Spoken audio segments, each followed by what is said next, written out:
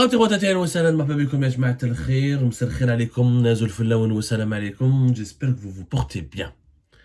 Après Abdelkader Ben Grina et ça, le pavé qu'il a jeté dans la mare en ce qui concerne les prochaines élections présidentielles, nous vous en avons parlé, rappelez-vous, il y a de cela 48 heures, vous avez été très nombreux et nombreux à réagir, à commenter, à partager cette émission. C'était le 16 février dernier.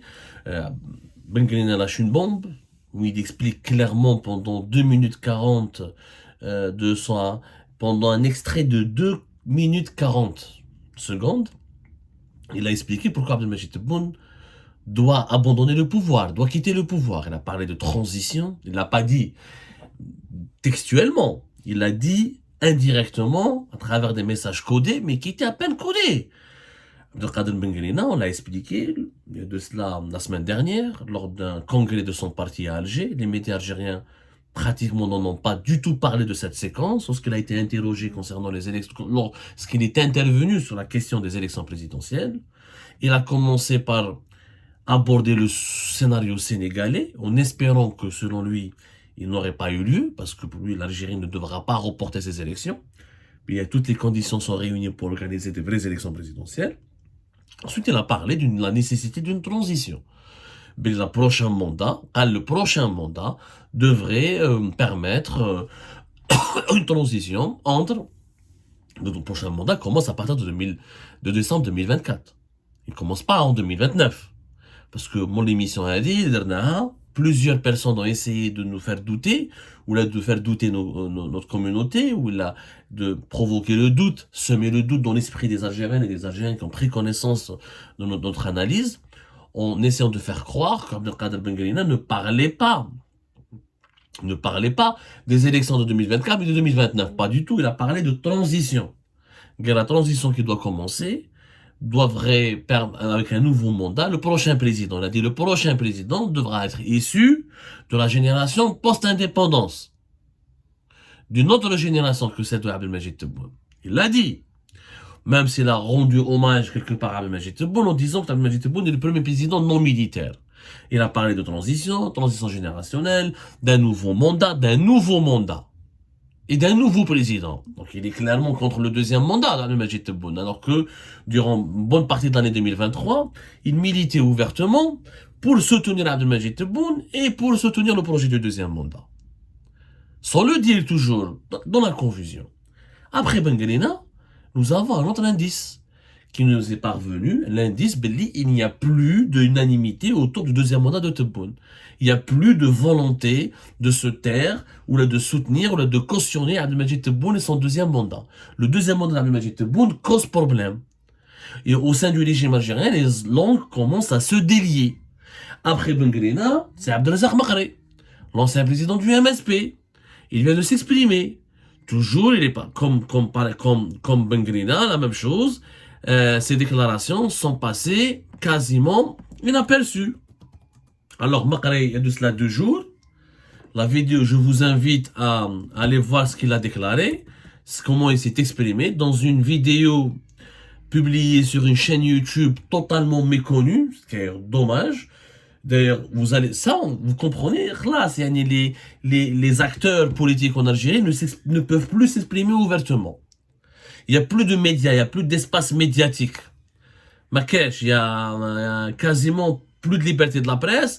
Quand les leaders politiques, quand des acteurs politiques algériens veulent transmettre des messages, veulent donner des informations, ou parler entre les lignes, ou veulent adopter une certaine position inédite, originale, quand ils veulent créer un rebondissement sur la scène politique, ils ne peuvent plus s'exprimer dans les médias. Il n'y a plus d'espace libre. Donc, Abdelrazak Makré, il a parlé à une chaîne YouTube qui s'appelle El Wirshan. Écrivez le Wirshan sur YouTube. C'est une interview en langue arabe d'une durée de plus de 1h15 minutes. 1h15.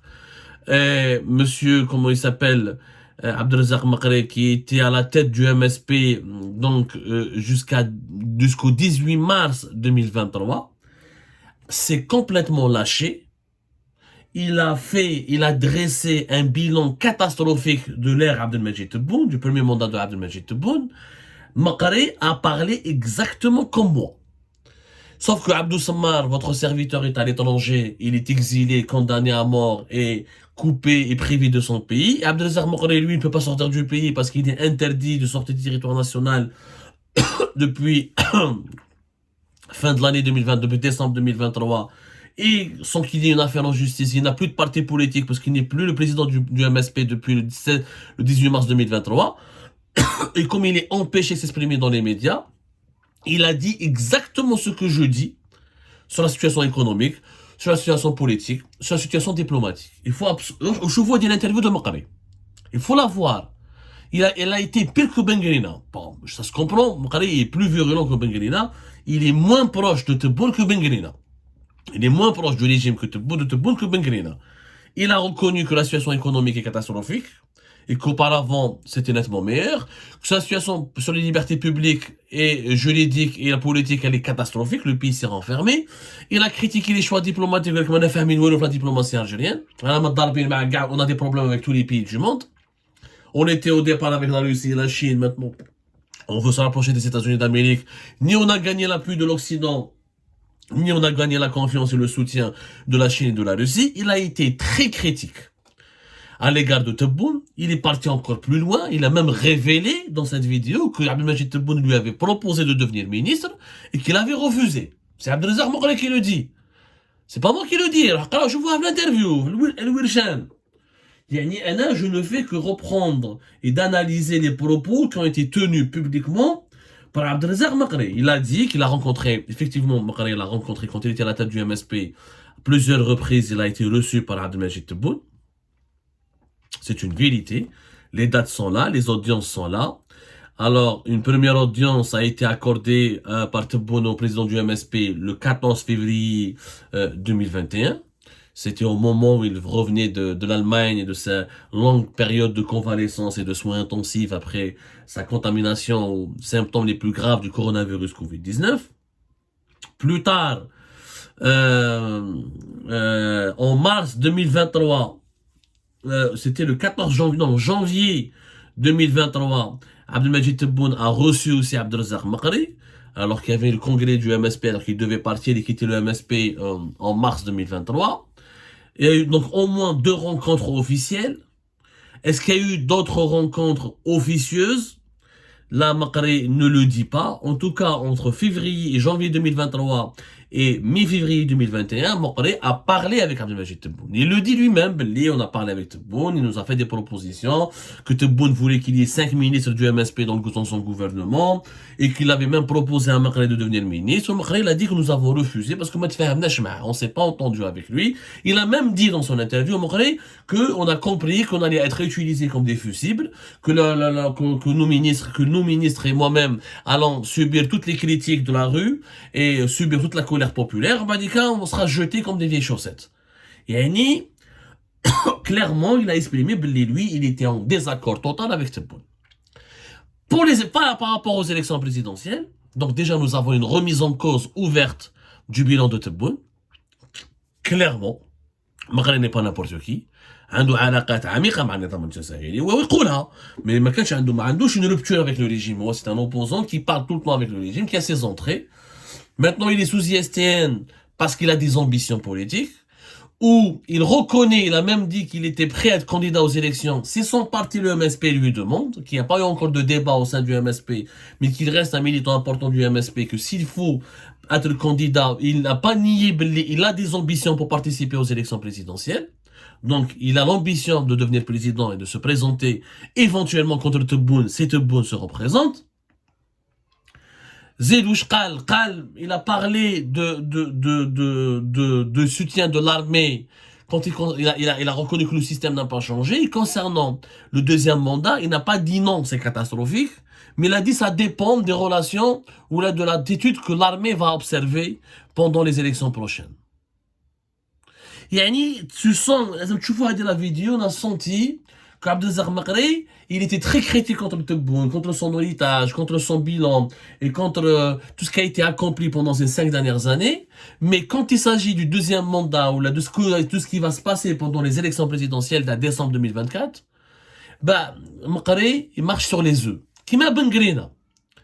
قال لك بن قرينة يقول لك normalement dans la sérénité, il faut qu'il y ait une transition dans la sérénité. C'est-à-dire, on répète des idées généralistes sans oser dire réellement le fond de sa pensée. C'est-à-dire, on veut du changement. Mokri a fait la même chose. Donc il a été encore plus, Mokri il parle beaucoup mieux que Ben Grina, il est plus instruit que Ben Grina, il est plus intelligent que Ben Grina. Donc, il faut pas qu'on soit comme les anciennes élections, il faut que l'armée soit neutre, il faut pas qu'il y ait des influences malsaines, il faut respecter la voix du peuple, l'Algérie ne connaîtra jamais de renaissance sans un respect véritable des libertés. Le respect des libertés passe par les élections démocratiques. Il met en doute la capacité du régime actuel à organiser des élections transparentes et que le deuxième mandat ici oppose clairement, il l'a dénoncé. Donc tu peux pas soutenir le deuxième mandat de celui dont tu as dressé un bilan catastrophique pour son premier mandat. Donc juste dans la même semaine, en une semaine, deux leaders de l'islamisme politique en Algérie, les deux plus importants leaders de l'islamisme politique, Ben Grina Bina, qui est l'islamisme allié du pouvoir, les islamistes gentils acquis à la cause du pouvoir, Makri, des islamistes pas méchants, mais plus durs, qui ont des relations avec le pouvoir, mais qui ne sont pas les alliés du pouvoir, ce sont des interlocuteurs du pouvoir. Mais les deux mouvements, les deux figures représentent ce mouvement islamiste qui peut mobiliser des millions de personnes et qui a un enracinement populaire et qui a une relation qui peut séduire certaines masses populaires et qui peut peser sur les élections de décembre 2024. Makri comme Ben Grina, clairement souhaite du changement et clairement demande du changement. Chacun l'exprime différemment. Makri l'exprime plus fortement que Ben Grina l'exprime plus malicieusement que Makri, mais les deux ne disent pas on va être candidat aux élections, mais les deux n'écartent pas l'idée d'être candidat aux élections, ils se disent prêts, et les deux souhaiteraient des élections tranquilles dans des conditions tranquilles, et les deux ont peur donc du trucage et d'une crise politique en décembre 2024 si le régime veut imposer sa feuille de route qui est quoi? Qui est le deuxième mandat de Tebboune. Donc même Makri, qui illustre quand même, qui incarne la pensée de ces islamistes cadres arabophones, conservateurs, islamistes, qui ont participé à l'exercice du pouvoir à l'époque de Bouteflika, le MSP a plusieurs cadres d'administration, l'État profond, les wilayas, les daïras, les institutions étatiques, ils sont bien représentés. L'appareil administratif et bureaucratique de l'État algérien, les partisans du MSP sont bien représentés. D'ailleurs, faut le dire, c'est le seul parti islamiste qui se tient un petit peu de l'idéologie des frères musulmans, beaucoup moins radical que les frères musulmans des autres pays arabes, qui a plus de connaissances, qui a une expérience dans l'exercice du pouvoir, parce qu'ils ont eu plusieurs ministres, ils ont eu des maires, ils ont eu dirigé des villes, des daïras, ils ont comme des militants qui ont occupé des fonctions importantes au sein de l'État. Donc, reste un mouvement très important sur l'échiquier politique et qui ne veut plus. Les islamistes commencent à bouger ils commencent à bouger parce que ce sont malheureusement la seule force politique plus ou moins structurée, puisque les autres forces politiques où ils sont découpés de la population, où ils ont été exilés, où ils sont trop réprimés, où ils sont cantonnés à une seule région qui est la Kabylie comme le LCD et le FFS. Les autres partis Marrakech, Louisa Hannou s'est retiré de la vie politique, plus ou moins, elle a fait de la prison en 2019, 2020. Le Parti des travailleurs n'existe pas, c'est Louisa Hannoun. Le LCD, c'était Saïd Saadi. Mohsen Ben Abbas, il a fait du bon travail, mais là, le départ de Mohsen Ben Abbas a été très mal géré. Mohsen Ben Abbas a des problèmes avec la justice et le LCD est suffisamment très réprimé, très contrôlé et limité à la Kabylie. Le FFS, grande crise. Les autres partis, bon, Zubida Assoul, Karim Tabou, ont du mal à exister, ont du mal à s'exprimer. Ils ont du mal aussi à avoir des bases militantes. Mais le MSP a une base militante. C'est ça la différence. Il peut peser. Les autres partis ont du mal à peser parce que ou ils ont perdu leur leader charismatique, ou ils n'ont pas renouvelé leur base, ou leur influence elle est limitée à une certaine région du pays, qui reste une région importante qui est la Kabylie, mais ça reste une région du pays. Le deuxième mandat de Tebboune, la sortie de Makri, démontre encore une fois qu'il cause problème qui ne fait pas l'unanimité, très peu de voilà, si le courant islamiste n'est pas favorable au deuxième mandat, ce n'est pas le courant démocratique. C'est pas les militants des droits de l'homme, c'est pas le LCD, le FFS ou le Parti des travailleurs qui sera favorable. Quand le FLN et le LND, ce sont des partis des coquilles vides, à la Belcom, le Mustaqbal, c'est aussi c'est des partis vides, c'est des coquilles vides. En réalité, les partisans du deuxième mandat, il y en a que dans l'entourage. Peut-être Saïd Chenkeriha, chef d'état-major de l'armée, et l'entourage proche de Abdelmajid Tebboune. Mis à part ces deux catégories, il n'y a pas de courant qui, en tout cas, normalement, nous sommes à quelques mois des élections présidentielles, nous sommes maintenant à 6 mois dans le moment du début de la campagne électorale pour les élections présidentielles de décembre 2024. Il n'y a pas de courant, ni de front, ni une alliance, ni une coalition qui s'est constituée pour appeler ou là pour préparer le terrain à Abdelmajid Tebboune. Non. Fi waqt bout fliqa, troisième ou le quatrième mandat, je fais des partis politiques, des associations, des fronts, des jabahat, des constitutions d'alliances qui préparaient le terrain pour que Abdelaziz Bouteflika prolonge ou la demande un nouveau mandat présidentiel. C'est pas le cas de Tebboune. Il n'y a rien, c'est le désert. Lui, s'est pas encore exprimé. Mais à part quelques-uns de ses proches souhaitent qu'il reste, personne ne dit qu'il veut rester. Tous les figures politiques les plus importantes du pays, les deux pour le moment du courant islamique, se sont exprimés que nous sommes, ils ont dit que ils sont contre. Qui est pour le deuxième mandat pour le moment? Pour le moment, personne. Personne d'autre. Est-ce que cela signifie qu'il ne pourra pas se faire? Non. Mais en tout cas, ce que ça peut signifier, c'est qu'il se fera très difficilement ou qu'il risque de ne jamais se faire. Et là, nous allons entrer dans une autre configuration, parce qu'il y a d'autres informations qui nous parviennent que nous sommes en train de vérifier. Et ça concerne la tenue des élections présidentielles elles-mêmes. Pas de candidats potentiels, pas d'enthousiasme, pas de débat, pas pas d'animation, pas d'échange. Il y a une recoube, nous vivons une hibernation. On a l'impression que quand même que certains peut-être veulent reporter ces élections. Ce qui serait un scénario catastrophique, on en a parlé. Comme attention aux conséquences désastreuses d'une nouvelle crise politique en décembre 2024. Toute nouvelle crise politique pour l'Algérie sera fatale. Mais pour préfigurer les traits majeurs de cette crise, il faudra qu'on continue à confirmer certaines informations. Nous le comme dès que nous aurions confirmé une information assez inquiétante sur laquelle nous bossons, nous vous ferons part de nos conclusions les plus rapidement possible dès qu'on aura pu recueillir tous les éléments factuels démontrant la véracité des informations de notre position. Mais pour le moment, retenez que le deuxième mandat de Tebboune cause énormément de problèmes, ne suscite aucune unanimité et sa réalisation, elle est hyper compliquée, pour voire même impossible, en l'absence d'un bilan, de soutien, d'alliance et même d'un climat politique sain et favorable à une reconduction du mandat de l'actuel président au pouvoir.